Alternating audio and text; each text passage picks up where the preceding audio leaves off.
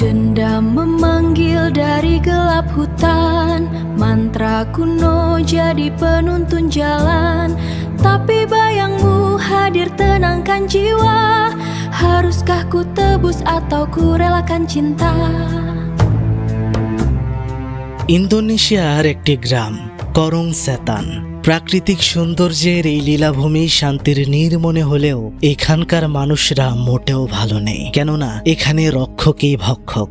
গ্রাম প্রধান বিসমান কালো জাদুর প্রভাব খাটিয়ে মানুষকে এখানে বানিয়েছে গোলাম। যে বা যারাই এখানে প্রতিবাদ প্রতিরোধ গড়ে তুলতে চায় তার পরিণাম হয় ভয়াবহ মৃত্যু। কিন্তু একদিন দেখা যায় এই খারাপ গ্রাম্য শাসকের নজর পড়ে গ্রামের সুন্দরী মেয়ে সুজানার উপরে, এবং তাকে কাছে পেতে সে সুজানার বাবা মাকে নৃশংসভাবে মেরে ফেলে। সুজানা সেদিন কেবল নিজের জীবন রক্ষা করতে গ্রাম ছেড়ে পালিয়ে গিয়েছিল। তবে সে ফিরে এসেছিল কালো শক্তি রপ্ত করে কালো জাদুর শামান হয়ে নিজের বাবা মার প্রতিশোধ নেওয়ার জন্য। কালো জাদুর মাধ্যমে সে একে একে সেই গ্রাম প্রধানের লোকদেরকে মারতে শুরু করে। কিন্তু তারপর কি হয়েছিল? এটি শুধুমাত্র একটি হরর মুভি নয়, এটি প্রতিশোধ আর ন্যায্যতার গল্প, যা এই মুভিকে ইন্দোনেশিয়ার বাকি সব মুভি থেকে আলাদা বানায়। এক্সপ্লেইন করতে যাচ্ছি সদ্য মুক্তিপ্রাপ্ত সিনেমা ইন্দোনেশিয়ান হরর প্রেতালাপ প্রেজেন্স সুজানা উইচক্রাফট। আর এই মুভির গল্পের সাথে কিন্তু সুজানার বাকি মুভিগুলোর কোনো মিল নেই। তো কি অবস্থা সবার? আমি শুভ্র থাকছি সম্পূর্ণ ভিডিও জুড়ে আপনাদের সাথে, আর আপনারা দেখছেন প্রেতালাপ। তাহলে চলুন চলে যাওয়া যাক ভয়ানক দুনিয়ায়, যেখানে আপনার ভয় করবে তার আগে চ্যানেলটি সাবস্ক্রাইব করে ফেলুন। ঘটনার শুরুতেই ছোট্ট একটা ঘরে আমরা একজনকে দেখতে পাই যার নাম বিসমান। সে একটা কবিরাজের কাছে গিয়েছে এবং এই গ্রামের মানে করং সেতান গ্রামের গ্রাম প্রধানের ছবি কবিরাজকে দেখিয়ে বলছে যে এই লোকটা যেন তাড়াতাড়ি মারা যায়, কেননা আমি হতে চাই এই গ্রামের গ্রাম প্রধান। সেখানে কবিরাজ তাকে বলছিল যে তুমি কি আসলে এটি করতে চাও? এটি করলে এর জন্য তোমার সম্পূর্ণ পাপ বহন করতে হবে, অনেক সমস্যা হবে। বিসমান বলে আপনি করুন, কোনো সমস্যা নেই, আমি সিদ্ধান্ত নিয়েই এসেছি। এরপরে আমরা দেখতে পাই বিসমান গ্রাম প্রধান হয়ে যায়। হওয়ার পর তার লোকেরা গ্রামের মানুষদেরকে সুদে ঋণ দিচ্ছিল আর ঋণ তুলছিল অন্যায় অত্যাচার করে। সেখানে একটা লোক গ্রাম প্রধানের লোকের কাছে গিয়ে বলে আমার এই মুহূর্তে ঋণ পরিশোধ করার মতো তেমন কোনো টাকা নেই, যদি আমাকে কিছু টাকা আবারও ধার দেন তাহলে কিছু একটা করে আমি পরিশোধ করে দেব। কিন্তু দেখা যায় লোকটির হাতের মধ্যে গ্রাম প্রধানের লোক একটা চাকু ঢুকিয়ে দেয় সাথে সাথে, আর তাকে পুড়িয়ে ফেলতে চাইছিল। কিন্তু কোনো এক কারণে এটি না করে তাকে নিয়ে চলে যায় বিসমানের কাছে। বিসমান এই গ্রামের মধ্যে একটা ক্লাবও খুলে ফেলেছে। সেখানে রাত দিন নেশা জাতীয় দ্রব্য থেকে শুরু করে মেয়ে কেলেঙ্কারি সহ সব হয়ে থাকে। আমরা সেখানে দেখতে পারছিলাম যে বিসমানের কাছে সেই লোকটি মাফ চাচ্ছিল, বলছিল তাকে ক্ষমা করে দিতে, জীবন ভিক্ষা দিতে, সে জলদি টাকা পরিশোধ করে দেবে। কিন্তু বিসমান মানে না। তখন সেই লোকটি না পেরে বলে হুজুর, আমি আমার মেয়েকে এখানে আপনার কাছে কাজ করতে পাঠাবো যতক্ষণ না পর্যন্ত আমি টাকা পরিশোধ করতে পারি। কিন্তু দেখা যায় এই ক্লাবের ভেতরে তার মেয়েকে আনার পর কাজ তো দূরের কথা, তার সামনেই তার মেয়েকে নিয়ে দরজা বন্ধ করে দেওয়া হয় ভোগ করার জন্য। আমরা মোটামুটি বুঝতে পারি যে মানুষেরা এই গ্রামে কতটা অসহায় বিসমানের কাছে। এরপরের দিন সকাল, গ্রাম প্রধানের কার্যালয়ের সামনে আমরা একটা মেয়েকে দেখতে পারি। সেখান দিয়ে যাওয়ার সময় তার স্কুটিটা নষ্ট হয়ে গেছে, আর এই মেয়েটি হচ্ছে ঘটনার মূল চরিত্র, আমাদের সুজানা। সেখানে তখন একটা ছেলে আসে আর তার স্কুটিটা ঠিক করতে সাহায্য করে। সুজানা তাকে ধন্যবাদ দেয়। ছেলেটির নাম হচ্ছে প্রমোজা। সে সুজানাকে জিজ্ঞেস করে যে আজকে কি অফিস বন্ধ নাকি? কোনো মানুষকে দেখতে পাচ্ছি না এখানে, আমি একটা দরকারি এখানে এসেছি, আমি অন্য গ্রামে থাকি। সুজানা বলছিল যে হ্যাঁ খোলা আছে, আপনি ভেতরে যান, মানুষ আছে। সুজানা সেখান থেকে চলে যাওয়ার সময় তার চাহনি দেখে আমরা বুঝতে পারছিলাম যে সে প্রমোজাকে পছন্দ করে ফেলেছে প্রথম দেখাতেই। প্রমোজা অফিসে প্রবেশ করলে সেখানে গ্রাম প্রধানকে সে দেখতে পায় না। সেখানে কর্মরত একজন লোককে সে বলে যে আমি আসলে এখানে এসেছি একজনকে খুঁজতে, যিনি এই গ্রামে আগে থাকতেন, তার নাম কাসমান। আমি এসেছি কালীনগর গ্রাম থেকে। তখন সেখান থেকে তাকে বলা হয় ঠিক আছে, আমরা ওনাকে খুঁজে বের করার চেষ্টা করব। এটি বলে তাকে একটা ফর্ম পূরণ করতে বলে। ওদিকে রাতে সুজানাকে আমরা দেখতে পারছিলাম যে কিনা প্রমোজাকে তখনও ভুলতে পারছিল না। দেখা হওয়ার পর থেকেই সেই মুহূর্তের দৃশ্যগুলো তার চোখে বারবার ভেসে আসছিল। তখনই সুজানার বাবা মিস্টার সাত্রিও তাকে ডাকে। কে যেন বাড়িতে একটা পার্সেল পাঠিয়েছে। সুজানার বাবা সাত্রিও দেখে যে গ্রাম প্রধান বিসমান সেখানে সুজানার জন্য একটা উপহার পাঠিয়েছে। এখান থেকে আমরা জানতে পারি যে গ্রাম প্রধান বিসমান সুজানাকে বিয়ে করতে চায়। দেখা যায় সুজানা কিন্তু উপহারটা নেয় না, কোনো গুরুত্বও দেয় না। সেখানে তার মা সুটিনি তাকে বলছিল যে বিসমানের উপহারটা এত অবহেলা করা ঠিক হয়নি, সে তোমাকে বিয়ে করতে চায় আর তাকে বিয়ে করলে তুমি সুখী হবে। সাত্রিও সেখানে বলছিল যে আরে উনি তো বিবাহিত আর বয়স্ক, তার কাছে আমাদের মেয়েকে কিভাবে দিতে পারি। সুজানার মা সুতিনি বলছিল যে সে দ্বিতীয় বউ হবে তাতে কি হয়েছে, কিন্তু বিসমানের তো অনেক ধন সম্পত্তি রয়েছে, এগুলোর কোনো কমতি নেই, আমাদের মেয়ে ভালো থাকলেই হলো। সেখানে সাত্রিও বলছিল তুমি জানো তার ধন সম্পদ কিভাবে অর্জন করেছে, সে এসব অন্যায় করে করেছে। সুজানা তখন বলছিল আরে তোমরা রাখো তো এসব, আমার যখন সময় হবে ঠিকই মনের মতো কাউকে খুঁজে বিয়ে করে নেব। যাই হোক, তখনই দেখা যায় গ্রামের কিছু লোক সুজানার বাড়িতে এসেছে সাত্রিওর সাথে দেখা করতে এবং এসে বিসমানের বিষয়ে কিছু কথা বলছে। আর এই কথাগুলো বাড়ির বাইরে থেকে গ্রাম প্রধানের লোকেরা উকি দিয়ে শোনার চেষ্টা করছিল। ঘরের ভেতরে দেখা যাচ্ছিল যে গ্রামের সেই লোকগুলো সুজানার বাবাকে বলছিল যে এই গ্রামে বিসমান আমাদের উপর এত নির্যাতন করছে, সাত্রিও তুমি পারো আমাদেরকে সহযোগিতা করতে। এখানে বলে নেওয়া ভালো যে মিস্টার সাত্রিও একজন স্কুল শিক্ষক, খুবই সৎ আর ইমানদার একজন মানুষ। সে বলছিল যে আমি তো নগণ্য একজন মানুষ, আমি এসবের বিরুদ্ধে কিভাবে দাঁড়াতে পারি। সেখানে গ্রামের লোকেরা বলছিল যে তুমি পারো আমাদেরকে এই নিষ্ঠুর গ্রাম প্রধান থেকে বাঁচাতে, কেননা তোমার ভেতরে সেই প্রতিবাদ করার শক্তি রয়েছে। তখন আমাদেরকে দেখানো হয় সেই দিনের ঘটনা, যেদিন একটা লোককে গ্রাম প্রধানের লোকেরা ভরা বাজারের ভেতরে পুড়িয়ে মারতে চাইছিল, কিন্তু সেখানে প্রতিবাদ করেছিল মিস্টার সাত্রিও। যদিও তাকে মেরে ফেলার হুমকি দিয়েছিল ওরা, কিন্তু শুধু সাত্রিও সেখানে প্রতিবাদ করার কারণে বাজারের অন্য মানুষরাও এগিয়ে এসেছিল।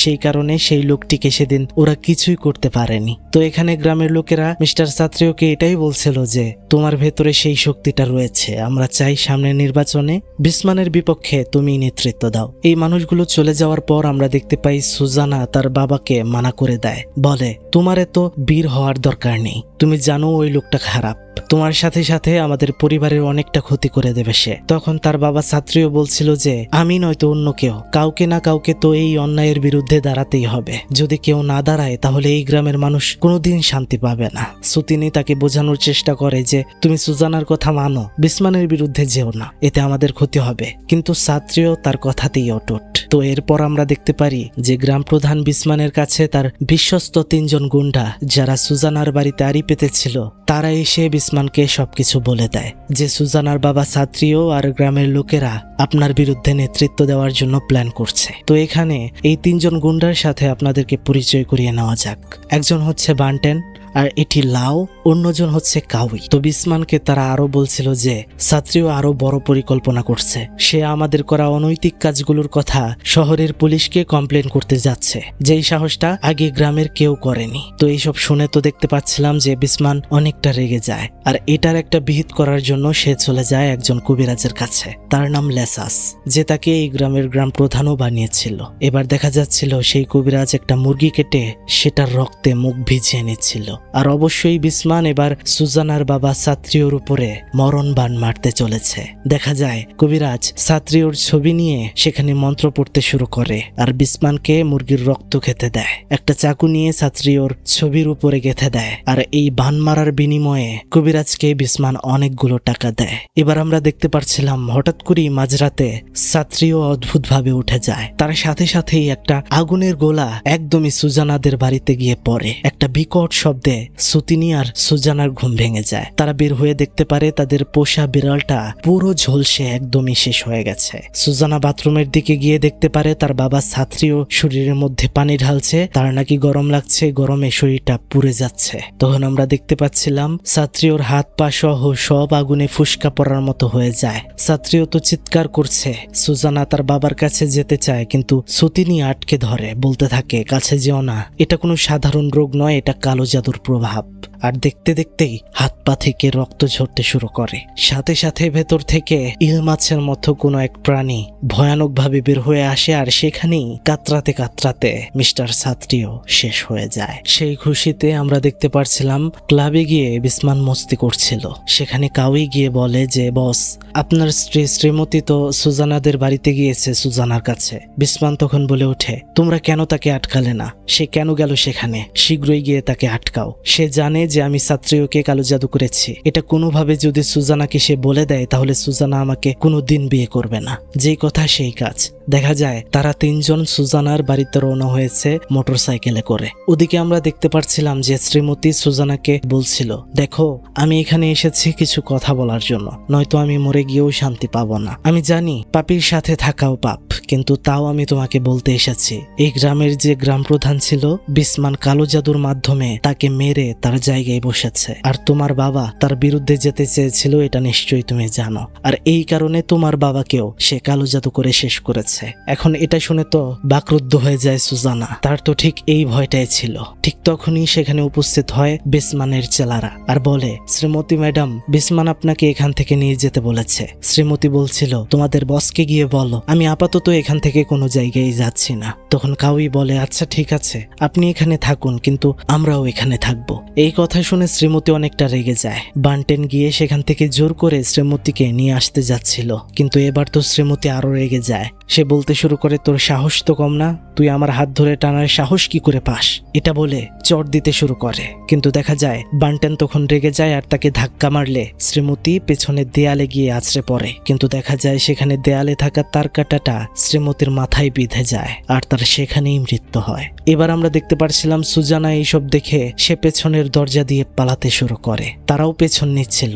পাহাড়ি নদীর জঙ্গলের ভেতর দিয়ে দৌড়াতে দৌড়াতে একসময় পাহাড়ি খাদের কাছে গিয়ে পৌঁছায় সুজানা। নিচে নদী, সামনে যাওয়ার কোনো রাস্তা নেই। ওরা তো তাকে প্রায় ধরেই ফেললো। ঠিক তখনই দেখা যায় সুজানা পা পিছলে গিয়ে সেই গভীর খাদ থেকে নিচে নদীতে পড়ে যায় আর নদীর নিচে চলে যায়। তার শরীর একটা সোছালো কাঠের উপরে পড়ে আর সে আহত হয়। সে কোনো রকমে সেখান থেকে উঠে আসছিল। এদিকে আমরা দেখতে পাচ্ছিলাম বিসমানের বউ শ্রীমতী যে মারা গেল, এতে তার বিন্দুমাত্র কোনো দুঃখ বা আফসোস ছিল না। সে তার চেলাদেরকে জিজ্ঞেস করে যে সুজানা কোথায়, কিন্তু দেখা যায় তারা সম্পূর্ণ সত্যটা গোপন করে ভয়ে। শুধু বলে, বস, আপনার বউ মারা যাওয়ার পর সুজানা পালিয়ে গিয়েছিল, তাকে আর আমরা খুঁজে পাইনি। যাই হোক, বিসমান বলছিল যে যে কোনো মূল্যে সুজানাকে বের কর। কিন্তু এদিকে আমরা দেখতে পাচ্ছিলাম যে পাহাড়ি নদীর প্রবল স্রোত সুজানাকে ভাসিয়ে নিয়ে যায় অন্য একটা গ্রামে, অর্থাৎ কালীনগর গ্রামে। সে ততক্ষণে জ্ঞান হারিয়েছে। সেখান দিয়ে তার দেহ ভেসে যাওয়ার সময় আমরা দেখতে পাচ্ছিলাম নদীর উপরে তীরে বসে ধ্যান করছিল প্রমোজা, যে সুজানার গ্রামে এসেছিল আর সুজানার তার সাথে পরিচয়ও হয়েছিল। দেখা যায় এবার প্রমোজা সুজানার দেহকে নদী থেকে তুলে আনে আর সুজানাকে নিয়ে চলে যায় তার নিজের খালার বাড়িতে। তার খালার নাম হচ্ছে গায়ত্রী। বলে রাখা ভালো, তিনি একজন কবিরাজ। গায়ত্রী প্রমোজাকে বলছিল যে তুমি যেহেতু এই মেয়েটাকে এখানে এনেছো, তাই যতদিন না পর্যন্ত সে ভালো হয়, সুস্থ না হয়, জ্ঞান ফিরে না আসে, ততদিন এখানে থেকে যাও। দেখা যায় দিনের পর দিন অনেক ঔষধ, অনেক চিকিৎসার পর সুজানার জ্ঞান ফিরে আসে। গায়ত্রী তাকে জিজ্ঞেস করে যে তোমার নাম কি? সে উত্তর দেয় সুজানা। তার মানে তার এখনো জ্ঞান রয়েছে। গায়ত্রী বলে যে আমার নাম গায়ত্রী, আমার বোনের ছেলে প্রমোজাই তোমাকে বাঁচিয়েছে। পাশ থেকে আরো একটি মহিলা বলে ওঠে, আমার নাম হচ্ছে বাউক। সুজানা প্রায় 3 সপ্তাহের মতো অজ্ঞান হয়ে পড়েছিল আর তার রিকভার করতে আরো অনেকটা সময় লাগবে। দেখা যায় প্রতিদিন একটু একটু করে প্রমোজা সুজানাকে সুস্থ করে তুলছে। এর মাঝে এক সময় প্রমোজা সুজানাকে জিজ্ঞেস করে যে তোমার সাথে আমার আগেও দেখা হয়েছে তোমাদের গ্রামে, মনে আছে? অনেকক্ষণ পর সুজানা উত্তর দেয়, হ্যাঁ মনে আছে। প্রমোজা তো এখনো জানেই না যে সুজানা তাকে কতটা পছন্দ করে। তো দেখতে দেখতে কেটে যায় আরো 2টি সপ্তাহ। প্রমোজা বাইরেই কাটছিল। ঠিক তখনই একটা মহিলা তার বাচ্চাকে কোলে নিয়ে পাশে একটা ঘরে চলে যায় যেখানে গায়ত্রী ছিল, আর সেখানে গিয়ে তার হাজবেন্ডের নামে নালিশ জানায়। সে বলে, আমার স্বামী আমাকে বিয়ের পর থেকেই অনেক টর্চার করে, জ্বালায়। সে আমার সন্তানকেও শেষ করে দিতে চায়, সব সময় নেশা করে। আমি আর এই কষ্ট সহ্য করতে পারছি না। দয়া করে আমার স্বামীকে আপনি মুক্তি দিন। গায়ত্রী জিজ্ঞেস করে, মানে তুমি কি বলতে চাইছো? মহিলাটি বলে যে তাকে শেষ করে দিন। এখন এইসব আমরা দেখতে পাচ্ছিলাম প্রমুজা আর সুজানা লুকিয়ে লুকিয়ে শুনছিল আর দেখছিল। দেখা যায় প্রমুজা তখনই সেই ঘরের ভেতরে ঢুকে পড়ে আর দেখতে পারে সেখানে রয়েছে অনেক অনেক কালো জাদুর জিনিসপত্র। সে বুঝে যায় তার খালা একজন কালো জাদুকর। প্রমুজা ছোট থেকেই জানতো তার খালা একজন এমন কবিরাজ যে কিনা গাছপালা দিয়ে মানুষের রোগ সারিয়ে তোলে, কিন্তু তিনি বহু ঈশ্বরবাদ বা শয়তানকে কাজে লাগিয়ে কালো জাদু করে তা সে একদমই জানতো না। দেখা যাচ্ছিল তার খালা তাকে বলছিল যে তোমাকে নিষেধ করেছিলাম এই ঘরে ঢুকতে। প্রমুজা বলছিল, আপনি এইসব করে বেড়ান, তা আমার জানা ছিল না। কিন্তু দেখা যায় প্রমুজার এই কথাতে কোনো কিছুই যায় আসছিল না গায়ত্রীর। সে প্রমুজাকে এখান থেকে চলে যেতে বলে আর তাই হয়। এখান থেকে বের হয়ে যায় প্রমুজা, কিন্তু দেখা যায় সুজানা সেই ঘরে ঢুকে। সেখানে কাজ করা বাউক নামের মহিলাটি গায়ত্রীকে বলছিল, দেখুন এই মেয়েটি জোর করে এখানে প্রবেশ করেছে, আমি নিষেধ করেছিলাম। তখনই আমরা দেখতে পারি সুজানা গায়ত্রীর কাছে এসে বসে আর বলে, দয়া করে আমাকে কালো শক্তি শেখান। আমি এটি শিখতে চাই যেন আমি আমার পরিবারের উপর জুলুম করার বাবাকে মেরে ফেলার প্রতিশোধ নিতে পারি সেই নিষ্ঠুর গ্রাম প্রধান থেকে, যেন পুরো গ্রামকে আমি বাঁচাতে পারি। আমি অসহায়, আমাকে সাহায্য করুন। গায়ত্রী বলছিল, তুমি কি ঈশ্বরকে ভয় পাও না? সুজানা জিজ্ঞেস করছিল, কেন?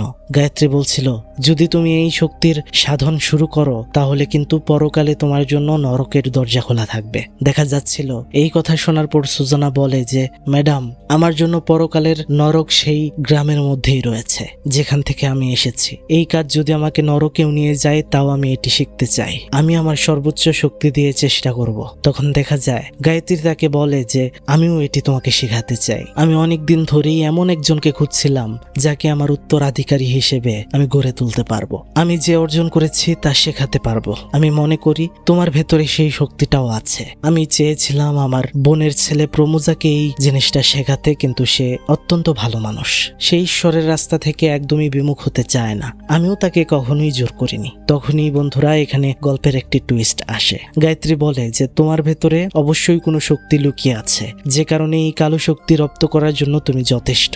এটা আমি প্রথমেই বুঝে গিয়েছিলাম যেদিন তুমি এখানে থাকা বাউককে দেখতে পেরেছিলে। তুমি কি জানো এই বাউক কোনো মানুষ নয়, আসলে সে একটি জিন।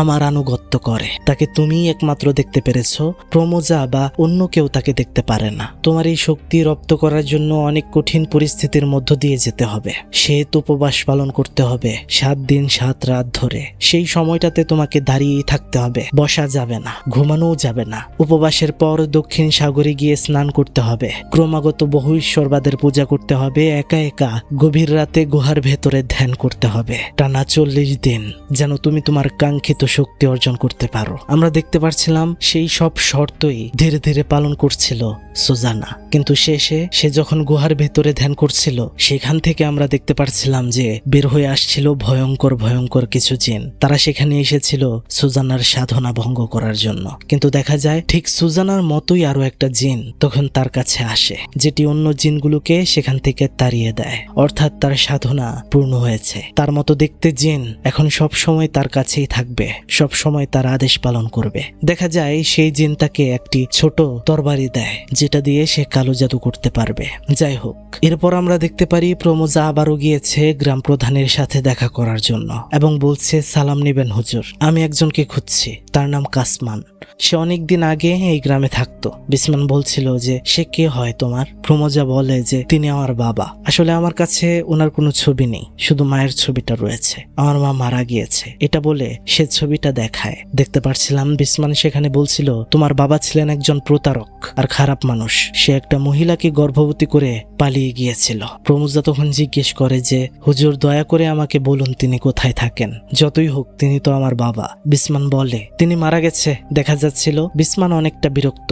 তাকে যে কফিটা খেতে দেওয়া হয়েছিল সেটা সে ফেলে দেয় আর বলে, এরকম বিশ্রী কফি কে বানিয়েছে রে? পুরোই ঘোড়ার মূত্রের মতো। এটা বলে চলে যায়। প্রমোজাও চলে যায়। এখন সেই কর্মকর্তা যার নাম কিলুন, সে বাহিরে যায় আর যে কফিটা বানিয়েছে মানে সেখানে কাজের লোক তাকে বলে, তুমি এটা কি কফি বানিয়েছ? এই কফিটা নাকি ঘোড়ার মূত্রের মতো, একদমই বাজে, আবারও বানিয়ে আনো আমাদের 3 জনের জন্য। তখন দেখা যায় সেই কাজের লোকটা অনেকটা বিরক্ত হয় আর একটা দুষ্ট বুদ্ধি আটে। সেটা হচ্ছে যে পেছনে একটা ঘোড়া ছিল। সত্যি সত্যি দেখা যায় যে সে সেই ঘোড়ার মূত্র সংগ্রহ করে সেখান থেকে কফি বানায় আর 3 জন কর্মকর্তাকে নিয়ে দেয়, যাদের নাম হচ্ছে কিলুন, তহির আর দিরান। এখন কিলবন তো এটা খেতে গিয়ে বলে, সত্যি সত্যি কি এটা গুড়ার মূত্র নাকি, এত বাজে খেতে? কাজের লোক বলে যে আরে না, এটা তো আমি ভেষজ উপায়ে বানিয়েছি। তখন দেখা যায় তারা এটাকে অনেক ভালো মনে করে খাচ্ছিল। যাই হোক, সেদিন সন্ধ্যায় দেখা যাচ্ছিল যে সুজানা পূর্ণভাবে কালো শক্তি রপ্ত করে তার নিজের গ্রামে অর্থাৎ করং সেতানে ফিরে আসে। সে তার বাড়িতে ঢোকার পর দেখতে পারে তার মা বিছানার মধ্যে আহত অবস্থায় পড়ে রয়েছে। তার অনেক জ্বর, দেখে বোঝা যাচ্ছিল যে তাকে অনেক মারধর সহ্য করতে হয়েছে। সুজানার মা সতিনী বলছিল যে মা, তুই কেন এখানে এসেছিস? বিসমানের লোকেরা প্রতিদিন এখানে আসে, তাদের জন্য আমাকে খাবার বানাতে হয়। তারা মাতাল হয়ে এখানে আসে আর আমাকে প্রচুর মারধর করে। আমি এই যন্ত্রণা আর সহ্য করতে পারছি না, তুই এখান থেকে চলে যা মা, আমি চাই না আমার মতো তোরও এই অবস্থা হোক। দেখা যাচ্ছিল এটা বলে সুজানার মা ইন্তেকাল করেন। আমরা দেখতে পারছিলাম সুজানা অনেক কান্নাকাটি করে, তার মাকে কবর দেয়, অনেক কান্নাকাটি করছিল। সেখানে আমরা গুরুস্থানে প্রমোজাকেও দেখতে পাই। সে সুজানার কাছে আসে এবং তার মায়ের মৃত্যুর খবর শুনে তাকে সান্ত্বনা দেওয়ার চেষ্টা করে। সুজানা প্রমোজাকে জিজ্ঞেস করছিল যে তুমি এখানে কেন? সে বলছিল যে গ্রাম প্রধান বিসমান আমাকে বলেছে যে আমার বাবা নাকি অনেক আগেই মারা গেছে, তাই তার কবরটা এখানে খুঁজতে এসেছিলাম। সে আরো বলে যে সুজানা, আমার মনে হয় তোমার এখানে থাকা উচিত হবে না, চলো আমার সাথে আমাদের গ্রামে ফিরে যাই, এখানে তোমার কেউ নেই। আসলে প্রমোজা জানেই না তার খালা গায়ত্রীর কাছ থেকে সুজানা কালো শক্তি আয়ত্ত করে এসেছে এখানে। তখনই দেখা যায় সেখানে বিসমান আসে আর বলে, সুজানা, তোমার পরিবার এভাবে শেষ হয়ে গেছে, এই কারণে আমি অনেক ব্যথিত, তোমাকে আমি অনেক খুঁজেছি, তুমি কোথায় ছিলে? আসলে বিসমান ভাবছিল যে সে যে সুজানার বাবা মায়ের মৃত্যুর জন্য দায়ী এটা সুজানা জানেই না। সুজানাও এটি তাকে বুঝতে দেয় না। দেখা যায় বিসমান সুজানাকে তার বাড়িতে নিয়ে যায় এবং তাকে বিয়ের প্রস্তাব দেয়, কিন্তু সেখানে সুজানা বলে, আমি আপনার প্রস্তাবে রাজি হব, কিন্তু আমার শর্ত আছে। প্রথমে আমার বাবাকে যে কালো জাদু করেছে, মেরেছে, তাকে আমার সামনে হাজির করতে হবে। আর আপনার 3 জন লোক, কাউই, বান্টেন, লাও, তারা যে আমার মাকে অত্যাচার করে মেরে ফেলেছে, তাদেরকে শাস্তি দিতে হবে। এরপরেই আমি আপনার প্রস্তাব গ্রহণ করব। দেখা যাচ্ছিল এইসব আড়াল থেকে শুনে সেই 3 জন সেখান থেকে চলে যাচ্ছিল ভয়ে। এই কথাগুলো শুনে বিসমানও অনেকটা ঘাবড়ে যায়, কিন্তু সে তো সুজানাকে বিয়ে করতে মরিয়া, কিন্তু শর্ত তো মানতে হবে বিয়ে করতে গেলে। দেখা যাক সে কি করে। আমরা দেখতে পাচ্ছিলাম যে কাউই, বান্টেন, লাও তারা চায়ের আড্ডা দিচ্ছিল, খুব চিন্তিত ছিল। বান্টেন সেখানে বলে যে আমাদের বস বিসমান সুজানার জন্য অনেক পাগল, সুজানা আমাদের নামে বিচার দিয়েছে, এবার নিশ্চয়ই বিসমান তার পছন্দের কবিরাজ লেসাসকে দিয়ে আমাদের উপর কালো জাদু করবে। কিন্তু সেখানে লাও বলছিল, আরে না, এমনটা হতে যাবে কেন? বিসমান আমাদের ভাইয়ের মতো, শুধু বস নয়। সেখানে কাউই বলছিল যে বিসমান শুধু উপর দিয়ে আমাদেরকে ভাই বলে রে, আসলে সে একজন নিকৃষ্ট মানুষ, তাকে বিশ্বাস করা উচিত নয়, সে যে কোনো কিছু করতে পারে। সেখানে বান্টেন বলছিল যে এই সুজানার জন্যই সবকিছু হচ্ছে, তাকেই শেষ করে দিতে হবে, তাহলেই সব সমস্যার সমাধান হয়ে যাবে। আমরা দেখতে পাচ্ছিলাম সে বাইক নিয়ে এবার চলে যায় সুজানার বাড়িতে। ভেতরে সে কাউকেই দেখতে পায় না। সে যখন অন্য একটা রুমে ঢুকে তখনই সেখানে সে দেখতে পারে অনেক অনেক কালো জাদুর জিনিসপত্র। সে বুঝে যায় এখানে গড়বড় রয়েছে, কিন্তু ততক্ষণে দরজাটা লেগে যায়। সে সামনে দেখতে পাচ্ছিল সেখানে একটা বিষধর সাপ।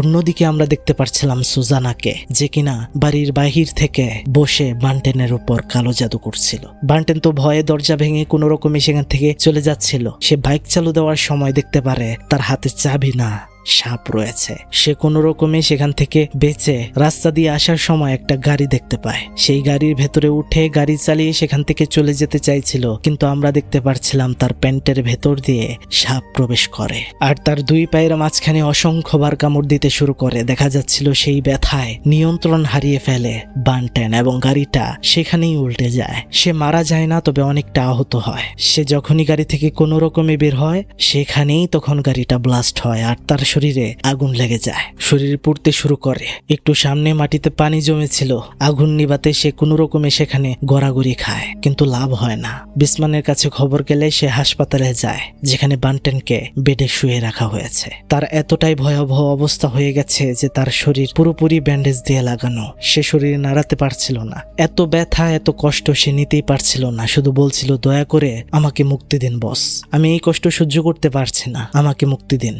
দেখা যায় এতবার সে বলছিল, সেই কারণে বিসমানও একটা বালিশ নিয়ে তার মুখে চাপ দেয়। সেখানে তখনই কাউই আর লাও চলে আসে। দেখতে পারে বিসমান তো বান্তেনকে মেরে ফেললো। বিসমান বলছিল, আরে না, এটি আমি ইচ্ছে করে করিনি, সে আমাকে এটা করতে বলেছিল, তার অনেক কষ্ট হচ্ছিল, ঈশ্বরের কসম বিশ্বাস কর। তখন লাও বলছিল, দয়া করে আপনার মুখে ঈশ্বরের নাম নেবেন না, আপনার কথা ঈশ্বর শুনবে না। আসলে তারাও বুঝে যায় যে সত্যি সত্যি সুজানার কথায় তাদের সবাইকে মারতে চাইছে বিসমান। দেখা যায় সন্ধ্যাবেলা প্রমোজা সুজানার কাছে যায় খাবার দেওয়ার জন্য। বলে, তুমি এখানে কিভাবে খাচ্ছ থাকছো, এখানে এভাবে থাকা তোমার উচিত নয়, তুমি পরবর্তী শিকার হতে পারো বিসমানের, এখান থেকে চলে যাওয়া উচিত। সুজানার সেই এক কথা, সে প্রতিশোধ নেবে বিসমানের উপর। প্রমোজা অনেক বলছিল যে বুঝতে পারছো না কেন, চলো আমার সাথে চলে যায়, কিন্তু সুজানা রাজি হয় না। সুজানা তাকে জিজ্ঞেস করে যে তুমি এখনো কেন রয়েছো এখানে। প্রমোজা বলে, বিসমান আমার বাবার বিষয়ে অনেক কিছুই জানে, কিন্তু সে অনেক কিছু আমার থেকে লুকাচ্ছে, বলছে না। আমি সেই সব কথা জানার পরেই এখান থেকে যাব। যাই হোক, কথাবার্তা শেষে প্রমোজা সেখান থেকে চলে যায়। পরদিন সকাল আমরা লাউকে দেখতে পাচ্ছিলাম যে তার স্ত্রীর সাথে নিজের বাড়িতেই ছিল। আর তখনই অন্য পাশে আমরা দেখতে পাচ্ছিলাম যে সুজানা ও কালো জাদুর জিনিসপত্র নিয়ে বান মারার জন্য রিচুয়াল শুরু করেছে। আর তখনই অদ্ভুতভাবে লাউ অন্যরকম হয়ে যায়। সে এখন কালো শক্তির সম্পূর্ণ কন্ট্রোলে চলে যায়। দেখা যাচ্ছিল সে সামনে থাকা নারকেল গাছে উঠতে শুরু করে। তার স্ত্রী মনে করে হয়তো লাউয়ের নারকেল খেতে ইচ্ছে করেছে, তাই গাছে উঠছে, কিন্তু আমরা দেখতে পাচ্ছিলাম নিচেই ছিল নারকেল ছেলার একটা তীক্ষ্ণ রড।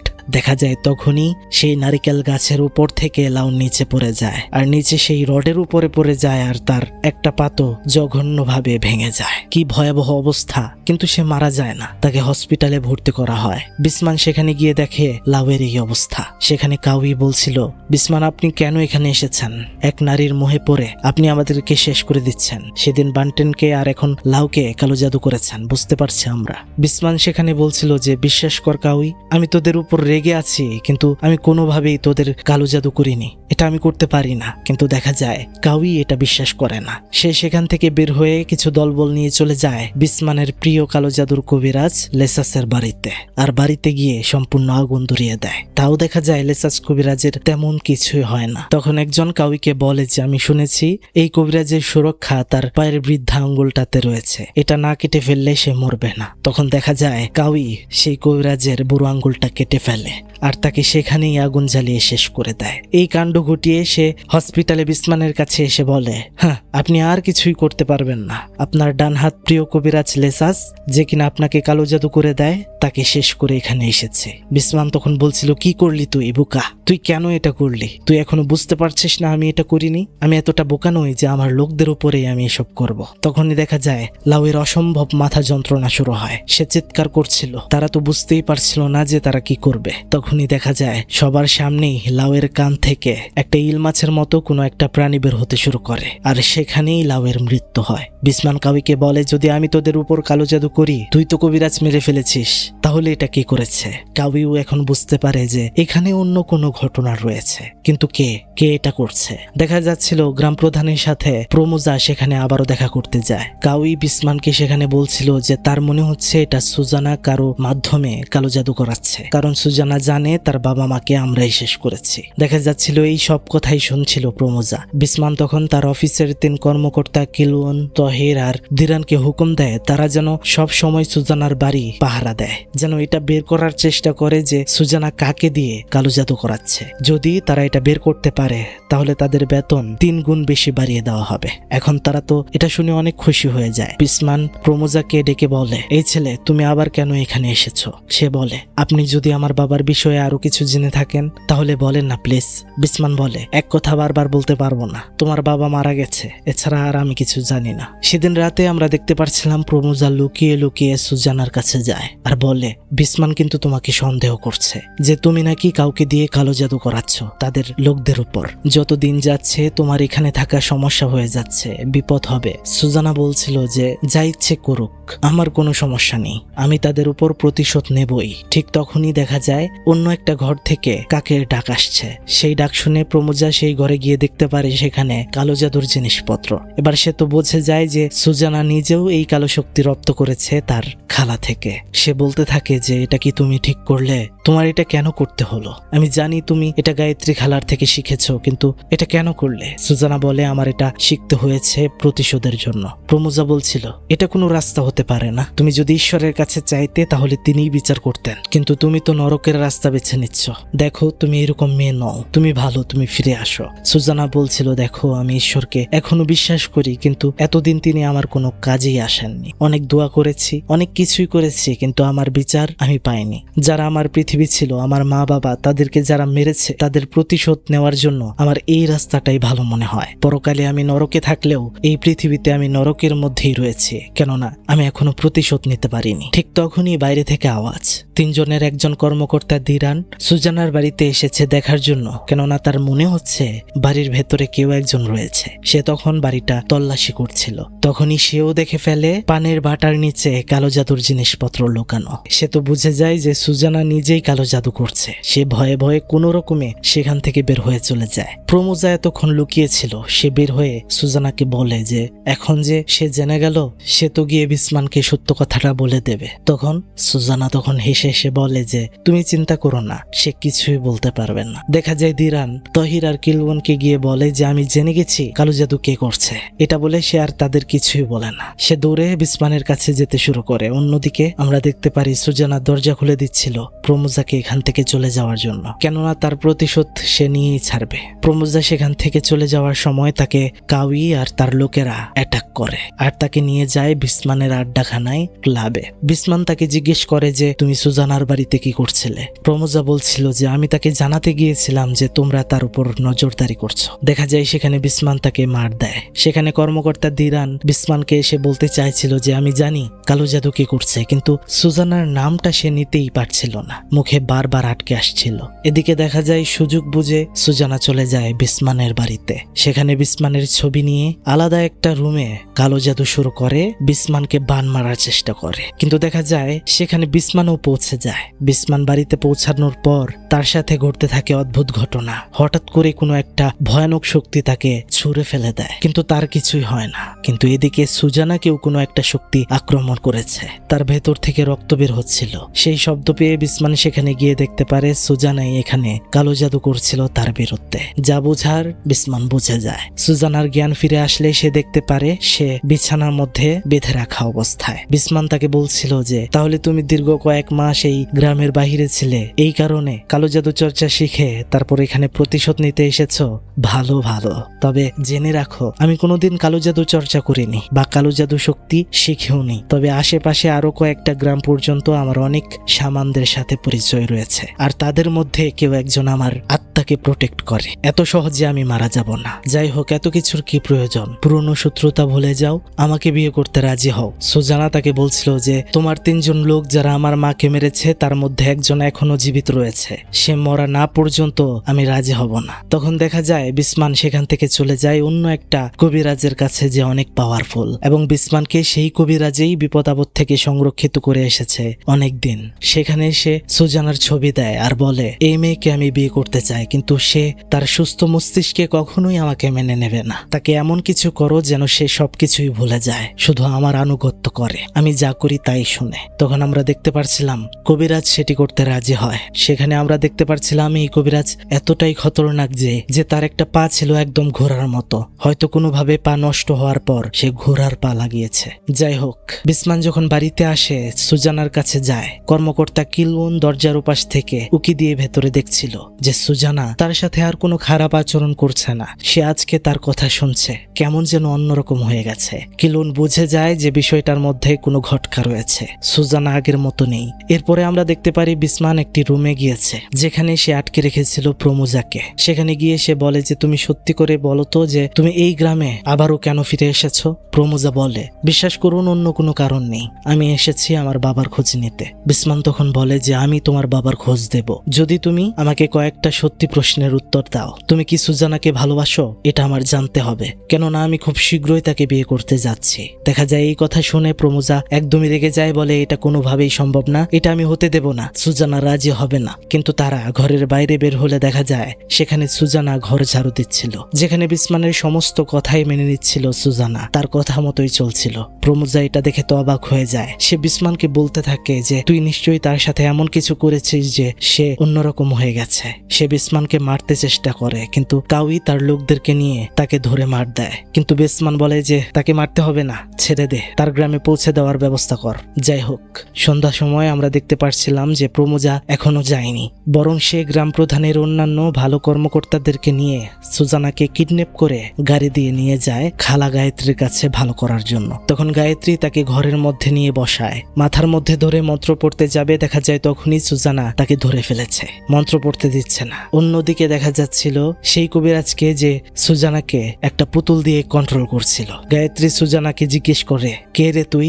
সুজানাকে কন্ট্রোল করা সেই বৃদ্ধ কবিরাজ বলতে থাকে, আমি কে তা তোর জানতে হবে না, আপাতত তুই এইটা জান মৃত্যুর অভিজ্ঞতা কেমন। সেখানে অনেক ধস্তাধস্তি হচ্ছিল দুজনের ভেতরে, কিন্তু গায়ত্রী কোনোভাবেই পেরে উঠছিল না সেই কবিরাজের সাথে। তখনই দেখা যায় গায়ত্রী তার হাতের আঙুল থেকে রক্ত দিয়ে একটা মাটির চারার উপর মন্ত্র লেখে, আর সেটা সুজানার বুকে ধরলে অপর প্রান্তে থাকা সেই কবিরাজের মুখ থেকে রক্ত বের হতে শুরু করে, আর পুতুলটার মধ্যে আগুন ধরে যায়। কবিরাজ সেখানেই মারা যায়। সুজানার ভেতর থেকে কালো জাদু শেষ হয়ে যায়। অন্যদিকে দেখা যায় গ্রাম প্রধানের বাড়ি, যেখানে বিয়ের সাজে সাজানো হচ্ছে, কিন্তু বিসমান জানেই না যে তার হবু স্ত্রী সুজানা এখানে নেই। কর্মকর্তা তহির তো মিথ্যা বলেই যাচ্ছে যে ম্যাডাম তো রেডি হচ্ছে, সময় লাগছে। অন্যদিকে দেখতে পাচ্ছিলাম যে সুজানা গায়ত্রীকে বলছিল যে আমি কেন পারিনি বিসমানকে শেষ করতে, আমার ভেতরে মনে হয় সেই শক্তিটা নেই। গায়ত্রী সেখানে বলছিল যে আমি তোমাকে ইচ্ছে করে সেটা শেখাইনি, কেননা এতে মৃত্যুর ঝুঁকি বেড়ে যায়। এটা এমন একটা মৃত্যুর জাদু যেটা করলে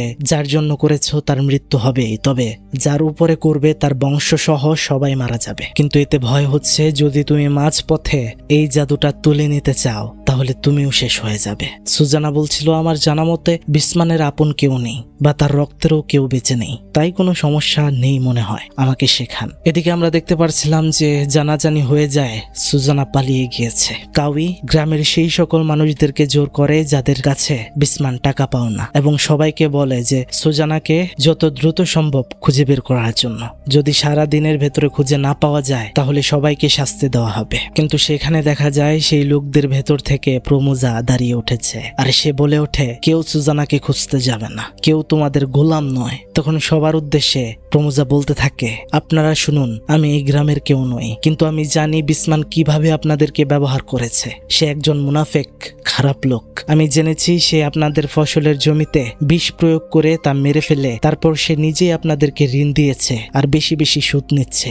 এভাবেই আপনাদেরকে সে তার গোলাম বানিয়েছে। দেখা যাচ্ছিল সেখানে অনেকেই তার কথাতে সম্মতি জানায় আর বলে এই গ্রাম প্রধানের গোলামি আর আমরা সহ্য করব না। এটা বলে সবাই খেপে যায়, আর জনতা খেপে গেলে কি হতে পারে তা তো সবারই জানা। দেখা যায় গ্রাম প্রধানের দম্ভ সব চলে যেতে শুরু করে, সবাই অ্যাটাক করে বাড়িতে। গ্রাম প্রধানের লোক তাদের সাথে কোনোভাবেই পেরে উঠছিল না, ওরা বাড়ি ঘর সব জ্বালিয়ে দেয়। অন্যদিকে আমরা দেখতে পাচ্ছিলাম সুজানাও সেই মরণ ভান মারতে শুরু করে বিসমানের উপর, যে রিচুয়াল সে শুরু করে দিয়েছে। এরই মধ্যে দেখা যায় কাউই গ্রাম প্রধানকে নিয়ে সেই বাড়ি থেকে কোনো রকমে বের হয়ে পালিয়ে যায় বিসমানের আড্ডাখানা ক্লাবের মধ্যে। কিন্তু দেখা যায় সেখানেও গ্রামের মানুষ অ্যাটাক করে আর ক্লাব সম্পূর্ণ জ্বালিয়ে দেয়। কাউই সেখানে ফেসে যায় আর তাকে একদমই সবাই মিলে মেরে ফেলে। সেখান থেকে বিসমান একটা গাড়ি করে পালাচ্ছিল।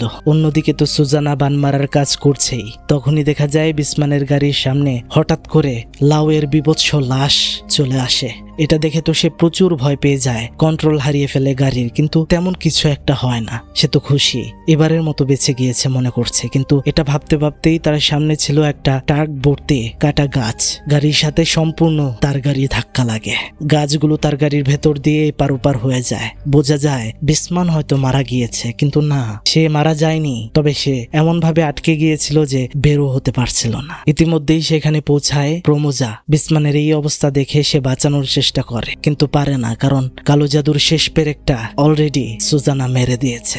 গাড়িটা সাথে সাথেই তার সামনেই ব্লাস্ট হয়ে যায় আর বিসমানের খেল খতম। সুজানা তার প্রতিশোধে সফল হয়। এরপর আমরা একদিন দেখতে পারি প্রমোজা আর সুজানা গোরস্থানে তার বাবা মায়ের কবর দেখছিল। প্রমোজা সেখানে সুজানাকে বলছিল, যা হয়েছে তা হয়ে গেছে, তুমিও প্রতিশোধ নিয়ে নিয়েছো, এবার চলো তুমি ঈশ্বরের রাস্তায় ফেরত আসো। কিন্তু আমরা দেখতে পাচ্ছিলাম সুজানা বলছিল, আমি তো পাপী, আমাকে কি তিনি ক্ষমা করবেন? আমি অনেক পাপ করেছি, এই পাপের ক্ষমা হয় না। প্রমোজা বলছিল, তিনি হচ্ছেন ক্ষমাশীল, অবশ্যই তিনি ক্ষমা করবেন। ঠিক তখনই ঘটনার মধ্যে আরো একটি গভীর টুইস্ট আসে। তা হচ্ছে বিসমানের কাজের লোক প্রমোজাকে একটা চিঠি দেয়, যেটা বিসমান লিখেছিল প্রমোজার জন্য। সে যখন চিঠিটা পড়ছিল তখন আমরা জানতে পারি আসল বিষয়। বিসমান চিঠিতে লিখেছিল যে, প্রমোজা, আমি তোমার বাবা, আমি তোমার মায়ের সাথে অন্যায় করেছিলাম, আমি ভালো মানুষ নই, তাই তোমাকে আমার পরিচয় দেইনি। তবে আমি তোমার বাবা এটা জানার পরে তোমার যতটা খারাপ লাগবে তার থেকে আমার অনেক গুণ বেশি ভালো লেগেছিল যখন আমি জেনেছিলাম তোমার মতো এত ভালো একজন সন্তান রয়েছে আমার। পারলে আমাকে ক্ষমা করে দিও। এখন এটা পড়ার পর তো অবাক হয়ে যায় প্রমোজা, কিন্তু আমরা দেখতে পারি চিন্তায় পড়ে গেছে সুজানা। সে একা একা বাড়িতে চলে যায়, দরজা বন্ধ করে রেখেছিল। প্রমোজা তার সাথে দেখা করতে আসে কিন্তু সে দেখা করে না, দরজা খোলে না। সে বলছিল যে, আমি একটা ভুল করেছি, আসলে বিসমান যে তোমার বাবা তা আমি জানতাম না। আর আমি বিসমানের উপর যে বান মেরেছি তার শর্ত ছিল আমি যার উপর এই বানটা মারবো তার বংশ সহ নির্বংশ হয়ে যাবে, অর্থাৎ সবাই মারা যাবে। আমি ভাবিনি বিসমানের কেউ আছে, আর সেটা তুমি হয়ে যাবে সেটা তো কল্পনাই করিনি। তোমাকে মরতে দেখতে আমি পারবো না, তোমার ক্ষতি হতে পারে এটা আমি কোনোভাবেই চাই না, তাই আমি জাদুটা উঠিয়ে নিয়েছি। কিন্তু তুমি আমাকে ক্ষমা করে দিও, কারণ এই জাদুটার আরো একটি শর্ত ছিল, যেটি হচ্ছে আমি যদি মাঝপথে এই জাদু উঠিয়ে নেই তাহলে আমারও মরণ হবে। আমি তোমাকে ভালোবাসি। দেখা যাচ্ছিল তখনই সুজানার প্রচন্ড কষ্ট হতে শুরু করে, মুখ দিয়ে রক্ত বের হচ্ছিল। প্রমোজা তো নিজেও সুজানাকে ভালোবাসে, ভেতরে যাওয়ার চেষ্টা করছিল, তাকে বাঁচানোর চেষ্টা, কিন্তু হঠাৎ করেই বিকট আওয়াজ। দরজা ভেঙে ভেতরে প্রবেশ করার পর দেখতে পারে চারপাশে রক্ত ছেটে ছেটে রয়েছে, আগুন জ্বলছে, আর নিচে পড়ে রয়েছে সুজানার নিথর দেহ। তার পেটটা একদমই ফেটে গেছে। এরপর দিন আমরা দেখতে পারি নতুন সকাল। প্রমোজা গ্রামবাসীর উদ্দেশ্যে বলে, আমি নিজেই বিসমানের সন্তান। আমার বাবা একজন খারাপ লোক ছিলেন, এটা সবাই জানেন। উনি যে অন্যায় করে গিয়েছেন আমি তা ঠিক করতে চাই। অন্যায় ভাবে যেভাবে ওনার কাছ থেকে আপনাদের ঋণ নিতে হয়েছিল, জমি বন্ধক রাখতে হয়েছিল, যেহেতু বিসমানের ছেলে হিসেবে এখন সবই আমার, তাই সব রকম ঋণ থেকে, জমি থেকে আপনাদের মুক্ত করে দিলাম। এবার আপনারা চাইলে গ্রামে যাকে খুশি তাকেই গ্রাম প্রধান বানাতে পারেন। ঘটনার শেষে দেখা যায় জাদু এমন এক বিভীষিকা যা আপনাকে এই দুনিয়াতেই সব পাশে কিন্তু দাঁড়িয়েছিল সুজানার, কিন্তু এটা প্রমোজা তাকে এটি করলে এই দুনিয়ার মধ্যে খারাপ আর পরকালে তো জাহান্নাম রেডি। তো সম্পূর্ণ মুভিটি কেমন লাগলো আপনাদের কাছে তা কিন্তু অবশ্যই কমেন্ট বক্সে জানাতে একদমই ভুলবেন না। ভালো লাগলে like, comment, share, subscribe must, এগুলো করাই লাগবে, কেননা এমন অসাধারণ হরর গল্পের সিনেমা সব সময় পেতে আমাদের সাথেই থাকতে হবে। আজকের মতো বিদায় নিচ্ছি, দেখা হচ্ছে নেক্সট এক্সপ্লেইনে। ভালো থাকবেন সবাই, ভালো রাখবেন সবাইকে। বিদায় নিচ্ছি, আল্লাহ হাফেজ, আসসালামু আলাইকুম।